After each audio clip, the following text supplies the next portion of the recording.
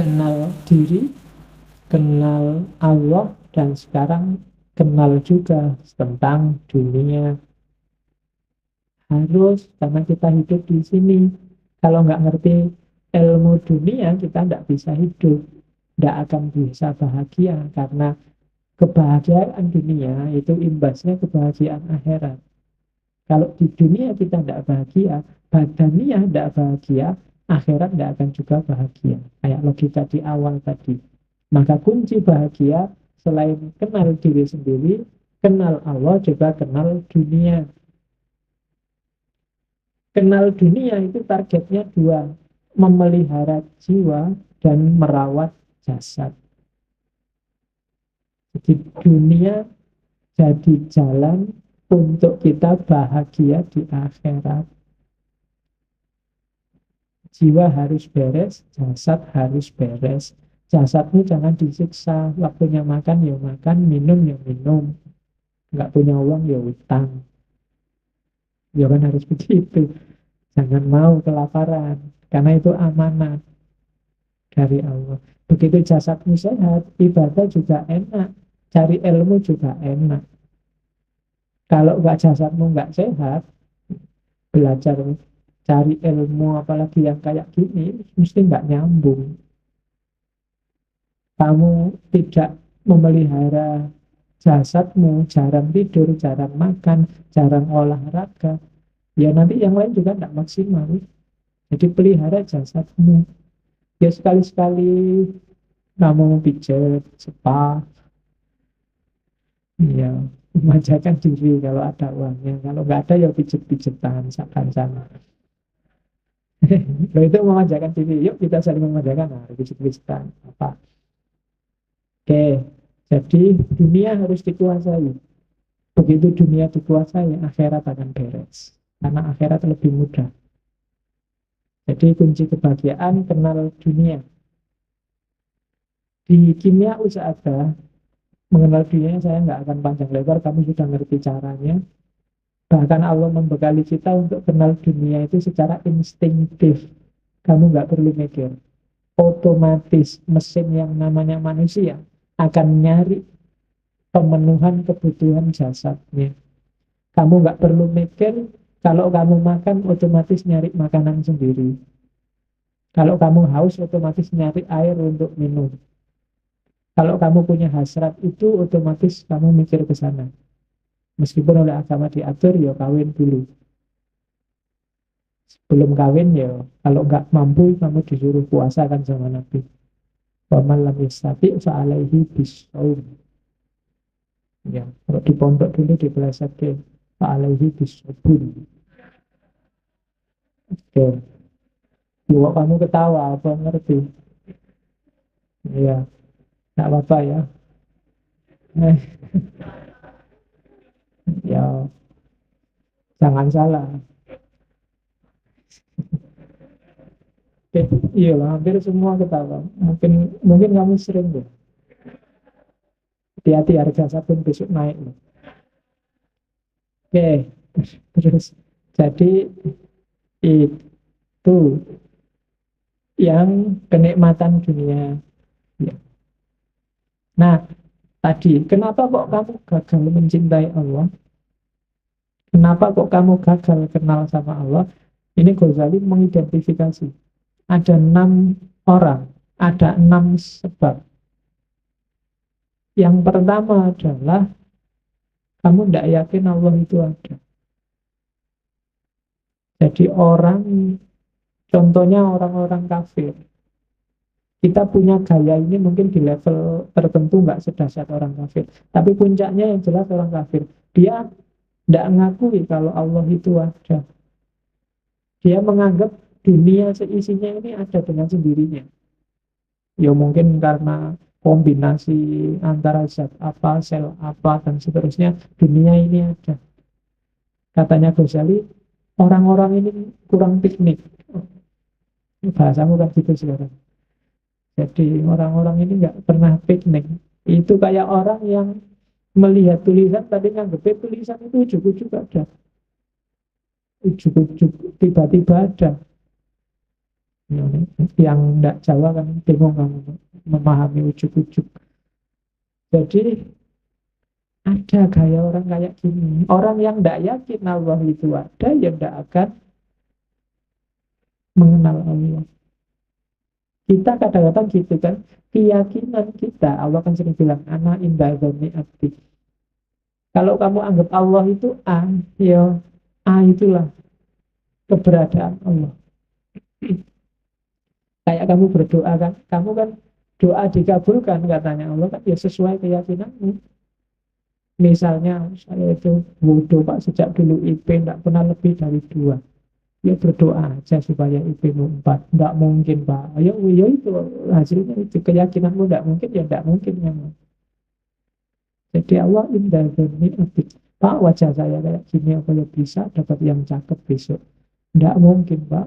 Nah, ya meskipun kamu berdoa sementara kamu merasa tidak mungkin, yes, yes, sejumlah itulah Allah masuk dalam doamu. Saya anaknya orang miskin ya Pak, apa bisa kaya?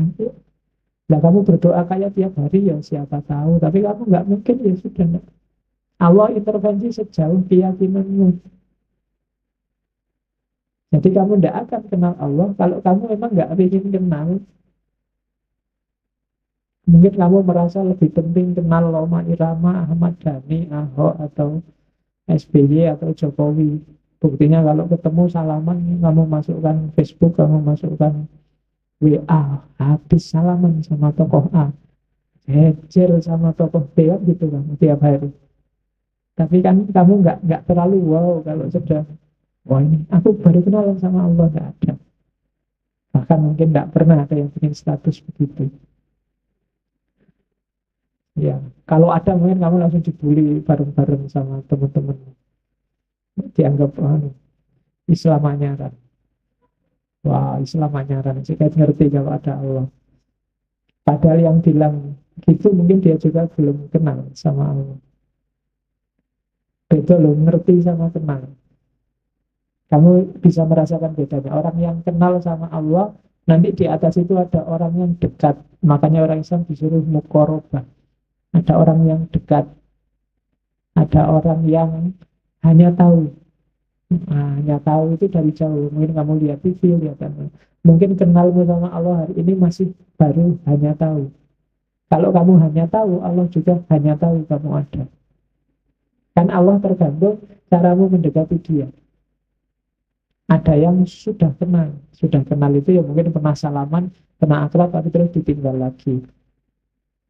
Ada yang dekat, ada yang akrab, ada yang sampai kawin.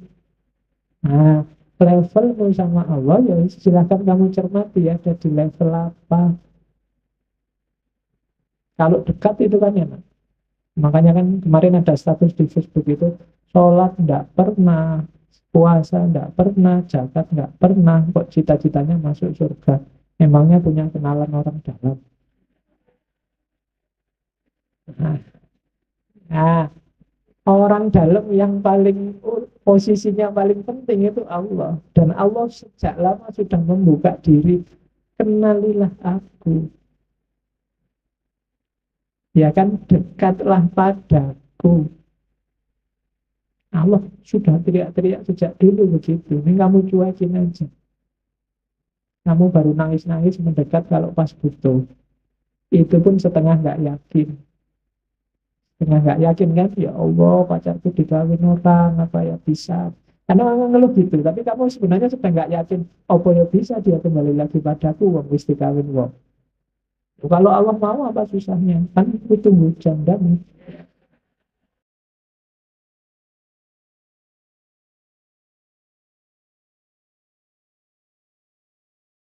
Oke, terus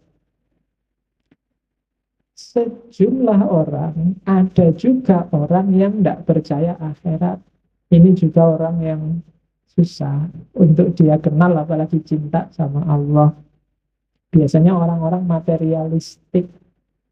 Katanya Ghazali, orang-orang ini menganggap diri mereka tidak lebih baik dari hewan atau sayuran.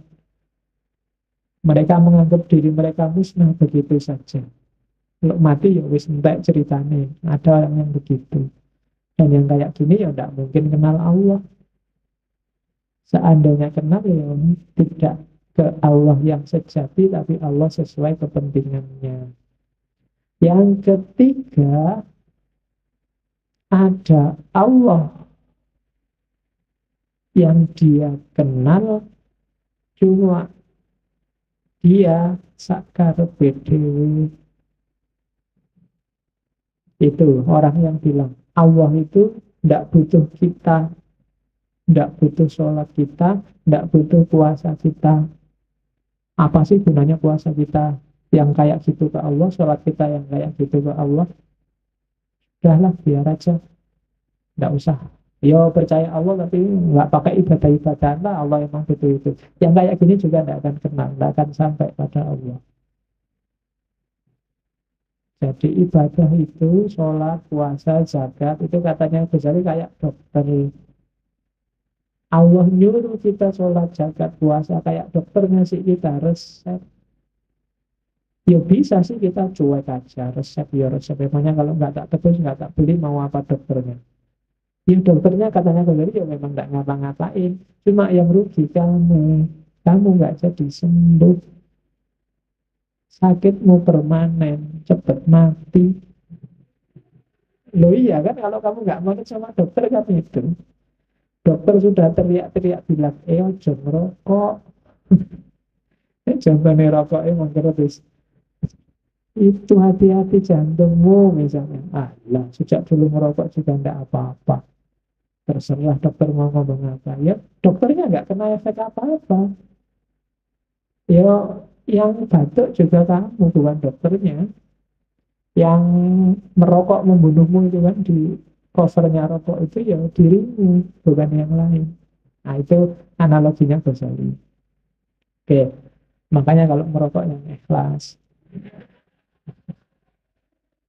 Ya, jadi maksudnya ikhlas ya Allah, apapun dampaknya aku ikhlas. Biar nggak jadi pikiran. Oke, terus ada kelompok keempat. Ini biasanya kadang-kadang dipakai pada kelompok liberal yang agak ekstrim. Jadi dia bilang biasanya alasannya HAM atau kemanusiaan. Ya kan? Misalnya itu kan, masa syariat nyuruh kita menahan amarah, nahan syahwat, nahan munafik. Loh, syahwat itu kan alami, amarah itu kan natural. Boleh dong orang marah. Seks itu kan dorongan alamiah. Kalau aku suka, dia suka, tidak ganggu orang lain, ngapain yang lain cerewet. Itu kan mikirnya alamiah kok. Nah, cara mikir kayak gini, katanya Ghazali, dia sebenarnya sama, kurang piknik. Jadi mikirnya setengah-setengah. Iya bener itu dorongan alamiah. Agama juga nggak nyuruh mengeliminasi dorongan itu, cuma diatur. Agama cuma ngatur, akalmu juga ngatur. Biar apa? Hidupmu semakin berkualitas, hidup ini nggak kacau. Kalau kamu seks bebas, bebas-bebas, ya rusak hidupmu. Setiap kali ketemu perempuan, ayo, oke, kamu juga oke, aku oke, ayo. Kalau kamu,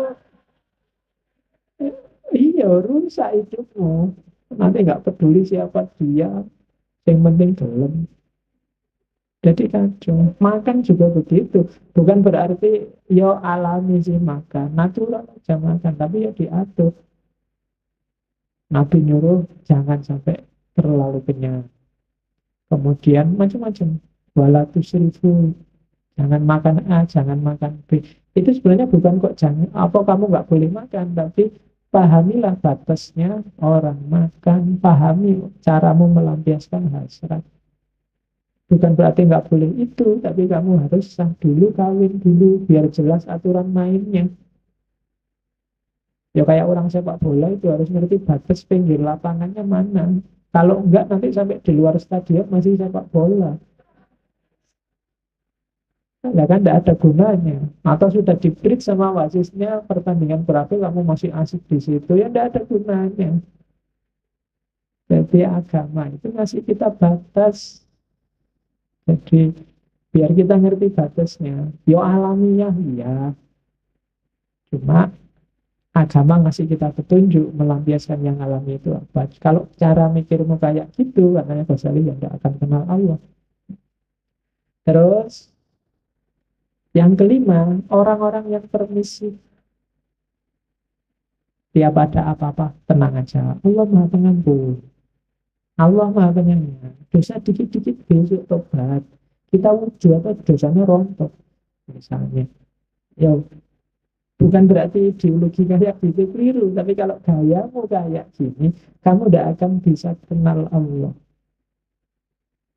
Itu kamu seolah-olah meremehkan, seolah-olah nganggap tenang aja lah, kayak dosennya gampang, orang tuaku itu mudah memaafkan. Orang kayak gini kan biasanya menjebakmu sendiri.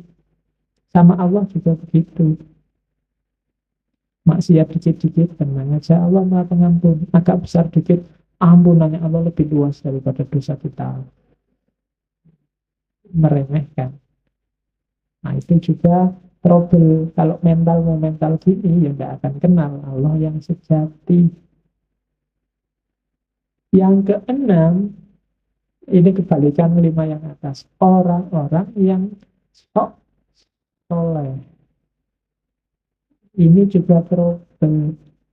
Merasa dirinya suci. Wah, kalau saya sudah bebas dari dosa, dunia tidak bisa lagi bodoh aku. Nah, itu juga katanya Ghazali bahaya. Kita bacakan aja ya. Kalimatnya agak nyelkit kalau bagian ini. Jadi orang yang ngaku mencapai tingkat kesucian tertentu sehingga merasa dia tidak bisa dipengaruhi oleh dosa. Katanya Ghazali, namun kenyataannya saat orang lain memperlakukan mereka secara tidak hormat saja, mereka akan dendam bertahun-tahun. Terus jika ada di antara mereka yang tidak mendapatkan sebutir makanan yang menurutnya adalah haknya, maka seluruh dunia rasanya sempit dan gelap.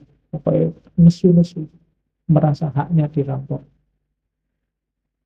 Katanya Ghazali, mereka ini, para mistikus palsu ini, kadang-kadang berpura-pura tenggelam dalam samudra ketakjuban. Tetapi jika kau tanyakan pada mereka apa yang mereka takjubkan, mereka tidak mengetahuinya. Jadi tiap hari dia merasa, wow, luar biasa Allah itu, luar biasa. Tapi dia wow-nya yang luar biasa. Kalau ditanyain yang di-wow-kan itu apa sih, tidak tahu. Pokoknya wow aja. Ah, itu juga trouble katanya Ghazali. Ya tidak kenal Allah kalau yang gitu. Kalau bahasa hari ini mungkin lebay. Lebay ah. Allah nggak segitunya kok. Nggak usah kaget kayak baru kenal Allah kemarin. Sudah lama kita kenal Allah. Sudah ngerti kita dengan segala kebesarannya. Jadi ketakjuban-ketakjubanmu simpanlah, tidak perlu lebay, karena kuncinya adalah kenalilah Allah. Kalimat yang terakhir itu Ghazali mau bilang, apapun keadaannya, kita adalah hamba dan Allah adalah majikan kita yang maha kuasa. Ini sebenarnya mau ngeritik orang-orang sufi yang berlebihan sampai ke level bahwa manusia dan Tuhan bersatu. Ini juga tidak akan kenal Allah. Kalau jadi satu ya selesai. Kenal itu kan ini aku, itu kamu, kenalilah aku kenal dirimu. Itu kan kenal namanya. Makrifat itu aku tahu tentang kamu, sesuatu jiwa diri kita. Kalau sufi yang agak berlebihan, rasa wahdatul wujud, itikad, hulul, itu bisa menjebak orang bahwa manusia sama dengan Tuhan. Maka di kalimat terakhir Ghazali menegaskan, ketahuilah, ingatlah bahwa yang maha kuasa yang menciptakan dan kita adalah hamba yang diciptakan. Jadi sederhananya begitu. Tugas kita kenal. Paling puncak adalah makrifat. Bukan melenyapkan diri kita atau menganggap kita nggak ada, yang ada hanya Allah, atau apalagi kita lah Allah itu. Berarti nggak butuh kenal kalau hakikatnya sama. Oke, itu yang menghalangi orang dari bahagia karena tidak kenal Allah.